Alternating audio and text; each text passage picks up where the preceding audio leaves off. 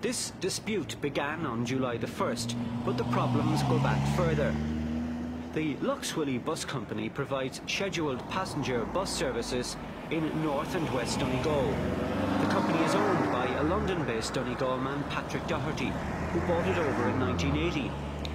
For the past 6 years, it has needed a state subvention of around £250,000 to subsidise its passenger services. But earlier this summer, Swilly learned the state grant was being withdrawn. And when the company attempted to introduce a rationalisation programme, its industrial relations problems surfaced. Board member Hugh Conaghan lives in a part of Donegal served by Swilly. The position currently is now that Donegal, North West and North East has no public transport service.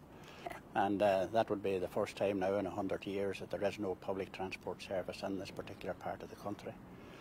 Because up until now the Swilly company has given a service over the last 100 years, and they've given a good service, and they've had a great relationship with the public, particularly the workers.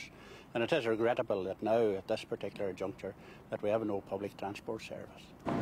The workers involved in the dispute are members of the Derry-based ATGWU.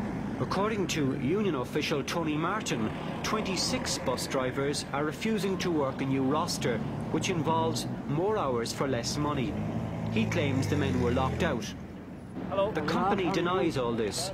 It says the dispute is about efficiency levels and economies in meal allowances and overtime.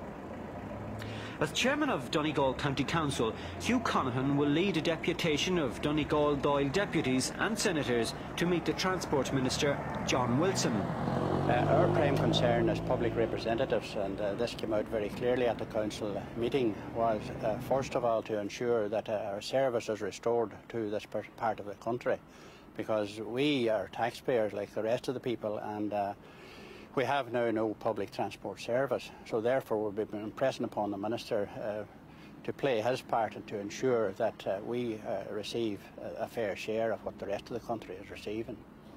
So the Swilly service as we know it is about to change. It's either going to be taken over by CIE or something else. It would appear that that is the position at this particular point in time, because the company have indicated to the workers that they no longer can provide the service which they originally had been operating here due to the loss now of the subsidy from CIE.